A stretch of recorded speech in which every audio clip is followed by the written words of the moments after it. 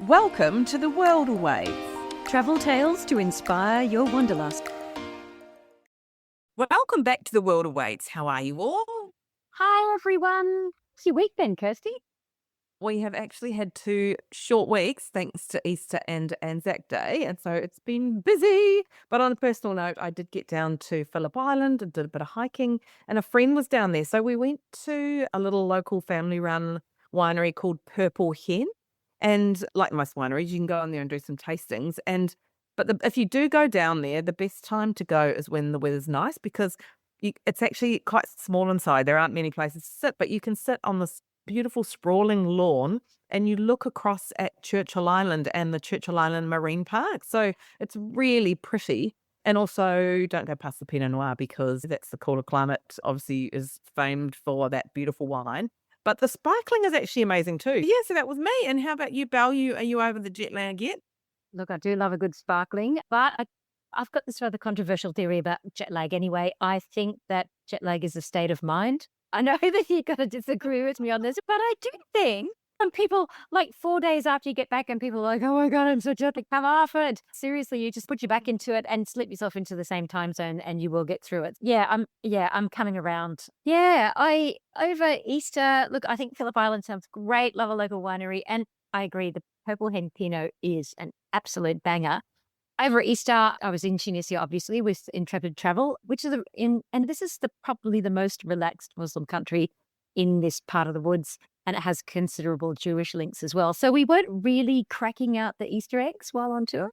But I did also, like you, do a couple of short hikes around down in the south, which is just the most glorious desert country. We're talking edge of the Sahara here. And I'm not going to tell you anymore. We're going to hold that until we do a full interview on the trip in a couple of weeks' time. But that was my Easter. You are hardcore with the jet lag, and I have to say, I wish I was. I wish I wasn't such a princess with jet lag. But look, I don't think I go 4 days still complaining, but definitely it hits hard. And you are remarkably good, and you look incredibly well. So I have to say, I do admire that about you, Belle, among other things. Anyway, kicking off this week, and Southern Cross Travel Insurance has revealed the most unusual claims submitted by Australians holidaying in Bali last year. So last year alone, more than 1.5 million Aussies visited Bali. That's not surprising that many. I actually thought it would have been higher than that. And while I wouldn't say that these are necessarily unusual things, it has stated monkey bites, scooter bags, snatches, and reef cuts as the things claimed for the most by Indonesian-bound Aussies. Oh, those monkeys are shocking. And Bali's growing popularity has meant a 50% year-on-year rise in claims by Australians. There was a shocking nearly 80% spike in claims around Bali Belly compared to the same time last year. And in the last 6 months, Indonesia has made up 56% of all claims due to gastro cases. That's since November 2024. So keep washing those hands and avoid the ice is all I can say. And back to those monkeys. I wasn't tracked by monkeys when I was in Bali, but it just reminded me of this time when I got too close trying to take a photo. I know, a terrible, shocking thing to do as a travel writer. And I was chased by a monkey and surely. It was horrifying. He was like, what the hell are you doing? And it was frightening. Like, it was scary. Like, I was running for the pool. Oh, yeah, I've got to tell you, in Bali, I haven't been bitten by them, but one did crap in my handbag. Can you believe it was it was running over the top of across a tree above my head, and it was looking for bananas in my bag, and my bag was over my shoulder, and I went to move it just to make it a bit more secure. And while it was open, the monkey crapped in the handbag, and I was flying back to Australia that night in my bag. No matter how many times I washed, I ended up having to throw it out because you cannot get rid of nonsense. Hey, what did you do with the bag? What would you do with it? My God. I had to use it because I was still getting home. I washed it in the loos, but then, once I got home and washed it again, it never came right. Planes are my travel insurance, Deb. Yes, you should have claimed on your travel insurance. Scooter and moped related accidents are obviously also common, and one unlucky traveller, according to this research, fell victim to what is a very common Bali scam, which is they paused on their scooter to check directions on their phone, obviously if you pause to do anything, and another scooter just comes, it's not even funny, but comes by and just grabs your bag while you pause on the side of the road. So one to look out for. Ah, what buggers. So this is actually very common in London at the moment, bag snatching from mopeds, absolutely rampant. On Southern Cross Travel Insurance Chief Customer Officer Jess Strange said that in 2024, it supported Australians in Bali through 91 emergency cases last year. The most complex involved a young person experiencing seizures who required an air ambulance home, and that cost around $230,000. That's some medical and transport bill, isn't it? Yeah, I find these stats really interesting. They also just recently revealed the 10 most expensive travel claims. So it's really interesting, right? Because you don't really get an insight into this. The 10 most expensive international travel claims made by Aussies last year were the highest one was paid out was $672,630 to a 76-year-old woman who had a stroke while she was in Albania. Oh, that's not the place you want to get sick because there's no reciprocal health agreement. Another significant claim involved an 80-year-old woman who had a collapsed lung, which cost $360,000, and a 78-year-old man slipped by a pool in Thailand and had to have brain surgery, which claimed $282,000, while an 18-year-old had a seizure due to severe gastroenteritis. Oh my goodness, this is horrific. So this 18-year-old woman had a seizure due to severe gastroenteritis in Indonesia and was air ambulanced back to Australia, resulting in a claim of almost $200,000. And what does this tell us all? As the saying goes, if you can't afford travel insurance, unfortunately, you just can't afford to travel because, those are shocking. I say as I madly look at booking my insurance for Cambodia in July.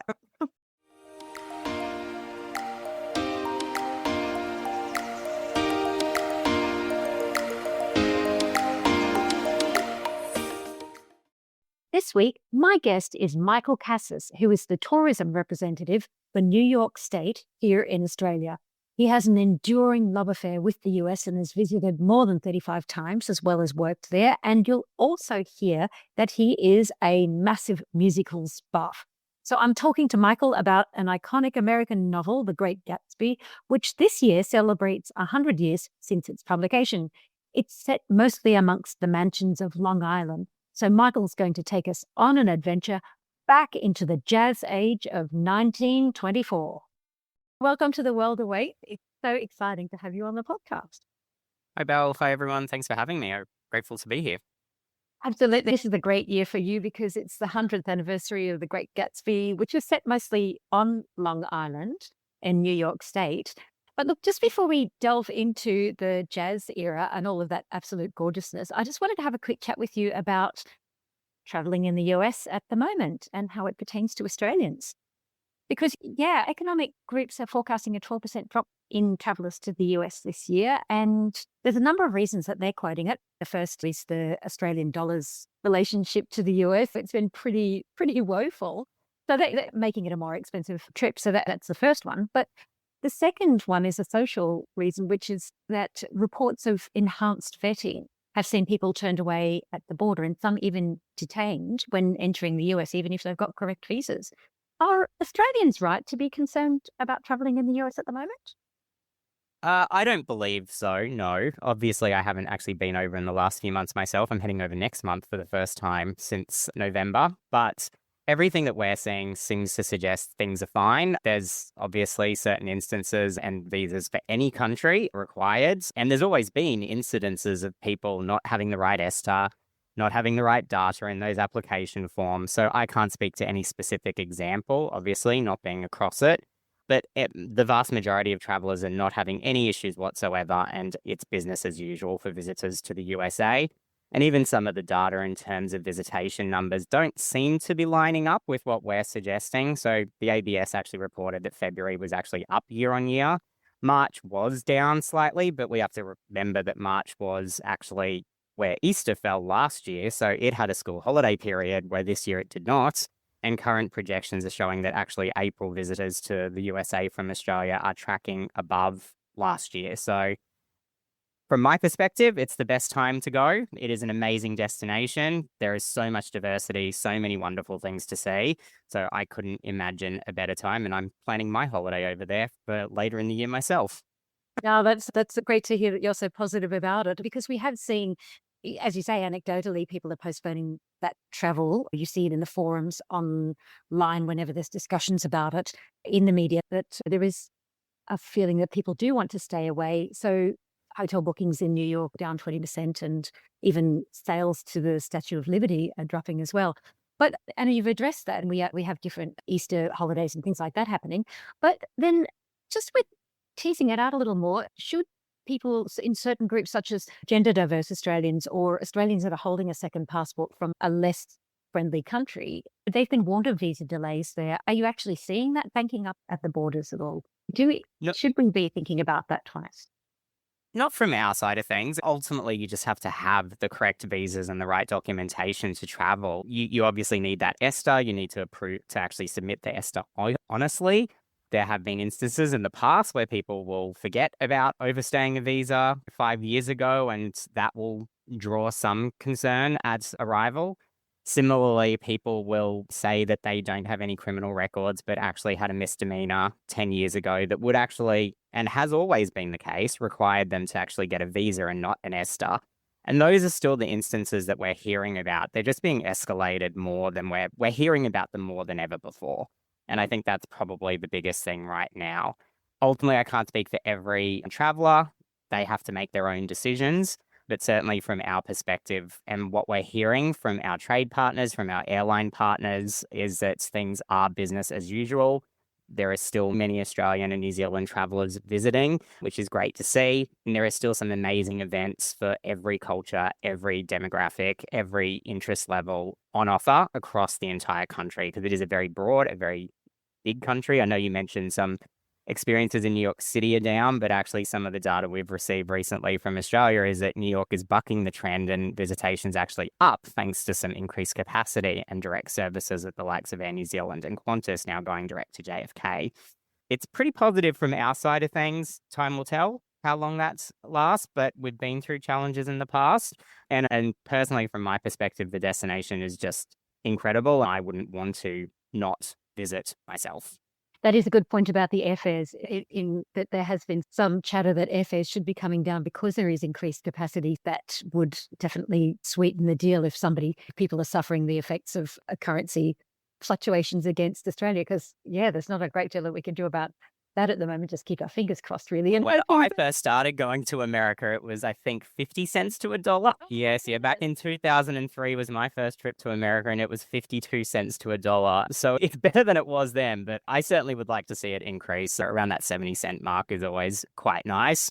But ultimately, it is what it is. We can't affect that. And from my perspective, the value of what you can experience from a national park to an amazing Broadway production to amazing theme parks, incredible shopping. There's not many destinations that offer it in one very large package, but it's pretty incredible.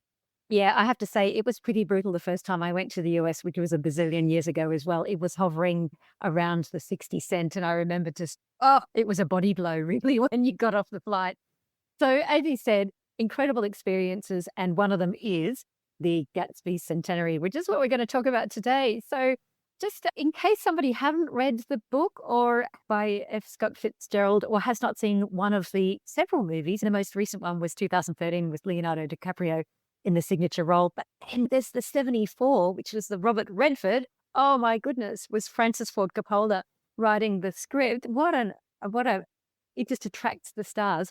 If someone's managed to miss all of that, just give us a little rundown of what Gatsby is about and why we're so obsessed with it.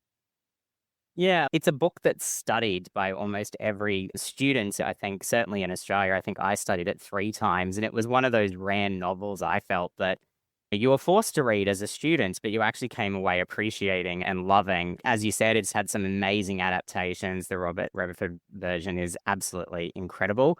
And Baz Luhrmann's most recent version, which was shot in Sydney, is a very different take, but certainly embodies the boldness of the jazz age. But it's interesting because based on the research that I've done, the novel actually wasn't well received when it first launched. I think because it is such a strong recount of 1920s upstate New York, Long Island, and New York, locals and I guess readers didn't need that visual take on that time in history. Whereas over time, it's become almost like a Bible for that period. It embodies the 1920s, that jazz age, the old money, new money, that sort of allure that has always been prevalent throughout New York. And it's still to this day, New York is seen as that cultural icon.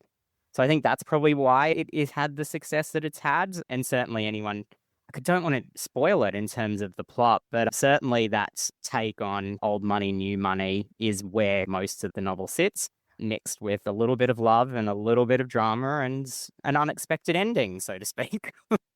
Yeah, absolutely. It's interesting. It's that wealth and social status and what you will do to be safe and secure in the upper echelons of New York society, isn't it? So do you trade love, or do you take a life that you necessarily hadn't wanted? The setting for it, as I was quite funny that you're saying, yes, the Baz Luhrmann version was shot mostly in Sydney. Where was the 74, the 74 version with Robert Redford shot? That's actually a great question. I actually don't know. In all my talking about it over the last few months, I haven't actually even thought about that. That's crazy. But no, I actually don't know. I'm sorry. What the great thing about it is, it's 100 years ago, but then there's still so much of you can still have that experience when you go to Long Island. So if you had to pick out some of the top places to get that jazz age, to get the idea of gorgeously decadent, because it was so decadent. I think that's what you're saying people didn't like about it.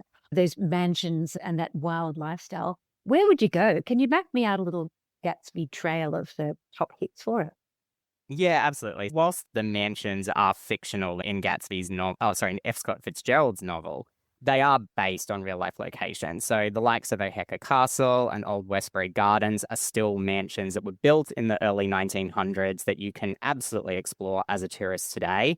Fun little fact, Oheka Castle also featured in Taylor Swift's Blank Space music video, so it is used in a lot of texts, ranging from film, television shows, and music videos. It's absolutely beautiful. But yes, they're roughly 90 minutes from New York City, even shorter if you're flying into JFK. It's roughly 60 minutes, and that's in the Gold Coast area of Long Island. But then there were a lot of other mansions. Over 900 were actually constructed after the Civil War and between World War One across that region. Many to explore. They've all got cafes, beautiful grounds that you can visit. And then for a more modern take, we have to keep in mind that was design influenced by the European, so the French and English influence.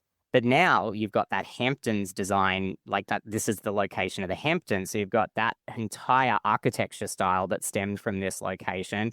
So if you're visiting the mansions, you should see the modern houses that lie along the beach up in the Hamptons and Montauk region whilst you're there. Then you head back to New York City. You get to see some Broadway shows. There's a current Great Gatsby musical on Broadway right now that you can check out. There's another one coming soon with music by Florence Welch. So absolutely incredible retelling and a modern day retelling of the story. There's jazz bars, speakeasies, all sorts of that sort of glitz and glamour that you can explore in New York City. And then if you've got time, you can head up into the mainland portion of upstate New York and head up to the Hudson Valley region where some of those Gilded Age mansions that are famous from Rockefeller and the Vanderbilts, and actually go and see some of those houses that were probably a little earlier in the late 1800s, but absolutely beautiful and well worth seeing. But that's just the start. Plenty more to see and do. That's where I'd begin. Oh my God, that sounds exhausting already. So you've got mansions in 3 different locations and styles. You've got jazz bars and speakeasies because this was Prohibition era. So everything was underground, everything was hidden. And I've got to say, coming from Melbourne, which is like the heartland of hidden bars in Australia anyway, if you can't find it, it's got to be good. And then, yeah, and musicals as well. So these musicals are all happening during the centennial year for Gatsby. Is that right? Yeah, absolutely. The musical is continuing. So it premiered last year. It was a Tony-nominated musical. It's continuing. It's been a massive success on Broadway. It's one of the few theaters that you can actually see, few shows that actually is on Broadway, but absolutely amazing spectacle. Bigger than Ben-Hur, set design, absolutely stunning. And yeah, it's playing year round. No sign of closing anytime soon. It's selling out to packed houses. So definitely well worth seeing. And as I said, there's another Gatsby musical because this is how much everyone loves the text on a global. There's a whole different take coming very soon. I think it's scheduled for late this year or early next to premiere on Broadway. Oh, that sounds amazing because the anniversary itself was on the anniversary of the publication of the book is the 10th of April. So we've just started the year now, and you've got 12 months it will run for of all of these celebrations. But if you can't make it this year, because, it's long haul destinations and Australians do tend to plan ahead, what happens after the 10th of April next year? Does everything just pack up and go home? No, absolutely. As I said, the heart and soul of the novel is that allure of the 1920s, and it is something that is still so symbolic across the state. So I think that is something you can experience at any time, whether it's a restaurant doing a special to 1920s inspired feast, or, as I said, a speakeasy or a jazz bar. You will always find those year round, as well as I said, the mansions are always open to the public. You can have a dinner within Oheka Castle. All of those things, no matter when you're traveling, you'll still be able to experience all of the allure of that 1920s upstate New York. I'm going to ask you then for some specific recommendations. Can you give me a speakeasy that you particularly love? It's not so much a speakeasy. I'm a big theatre fan. So Marie's Crisis in New York City is one of my favorite bars. It's where all of the talent from Broadway, so all the performers, go after they've been on stage and sing musical numbers at very loud vocal range and very professionally.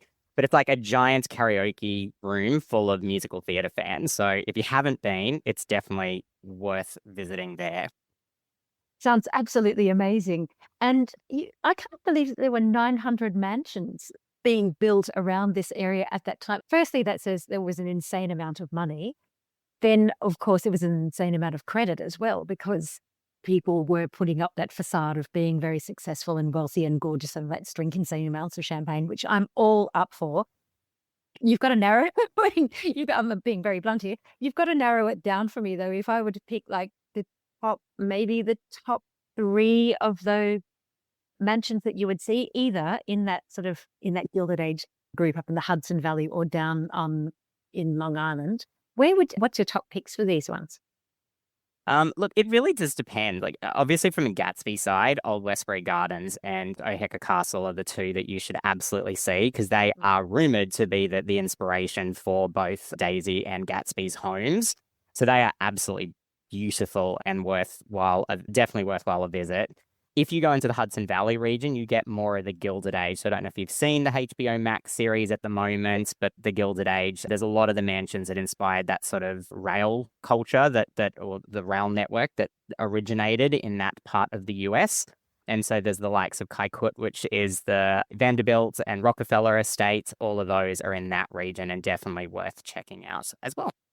Yeah, I don't want to divert from the Gatsby, but I did absolutely binge Gilded Age on my last long haul flight. It was just absolute overload.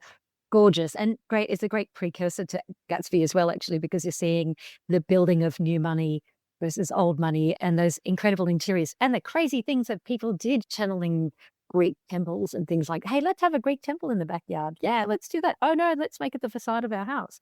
So I think that's a really great one to tag in on your Gatsby experiences.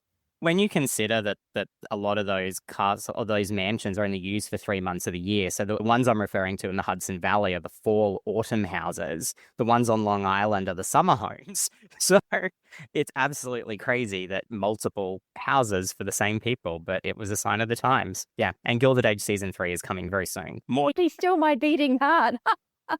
I'll have to go on another flight to binge the whole lot of it. Last question on this one is, with the music of that era, are there any venues around these areas that you could go to channel that 1920s, the actual jazz music itself? Oh, Yeah, absolutely. That's New York, right? New York is so famous for its jazz. Absolutely. It's always changing, always evolving. The hotspot always changes. So I can't really give you any specifically, but you will always find them if you visit the I Love New York website. There's always options. Certainly in New York City, the sort of likes of, why am I blanking? The likes of Soho, Greenwich Village, that sort of region, definitely worth checking out. That's where you'll find a lot of the underground bars. Even in the outer boroughs like Brooklyn and the Bronx, there's plenty of options for all music styles, but certainly jazz is a huge influence and still to this day.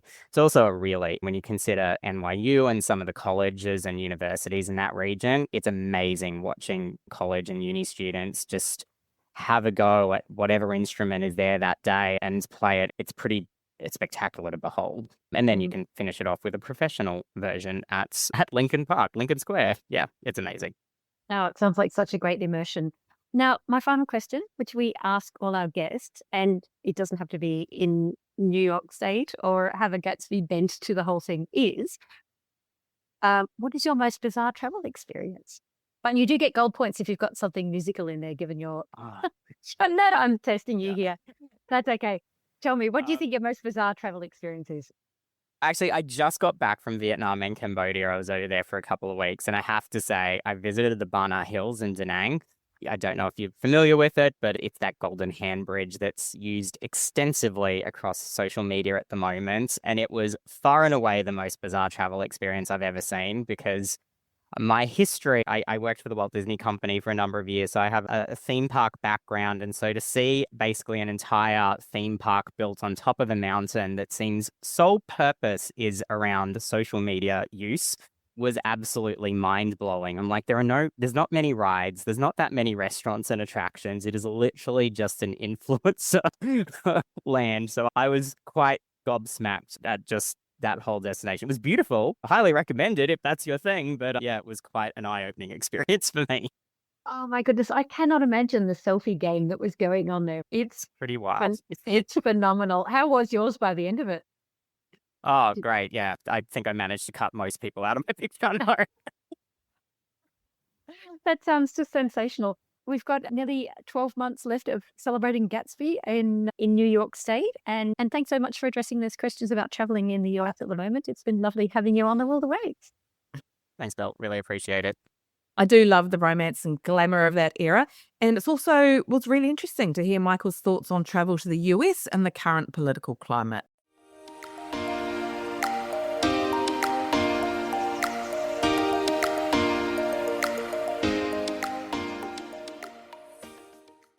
Our tip this week is which train trip to choose if you're looking for the ultimate in luxury.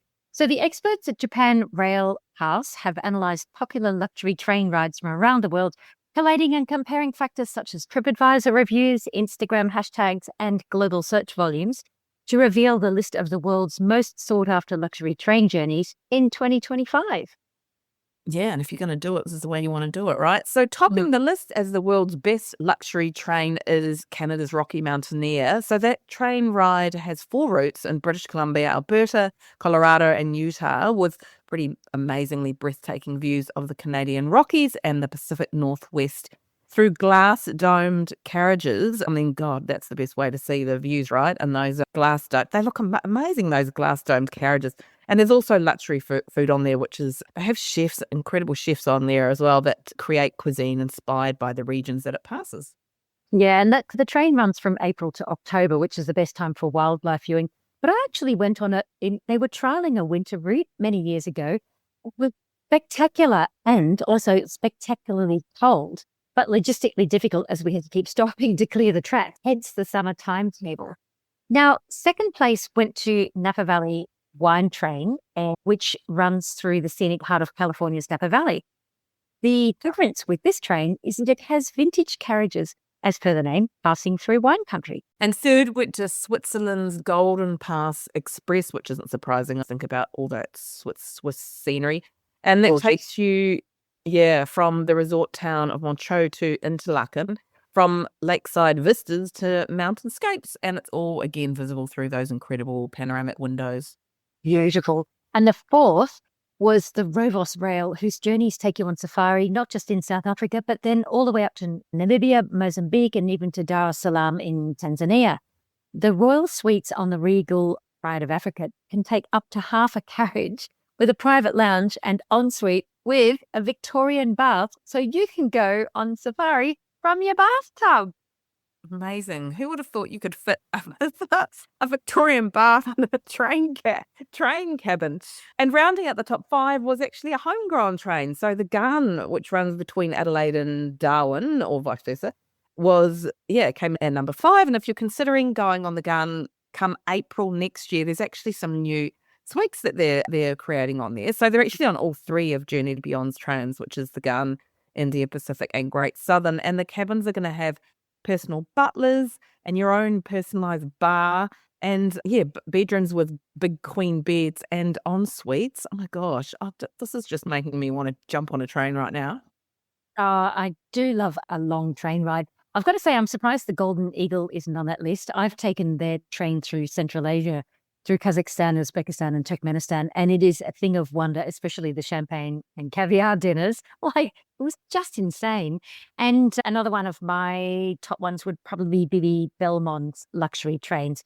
They run the iconic Orient Express, which is from Paris to Istanbul, and that is actually my dream. But I've been on their Andean Explorer, which runs from Arequipa to Cusco in Peru, which is the starting point for Machu Picchu.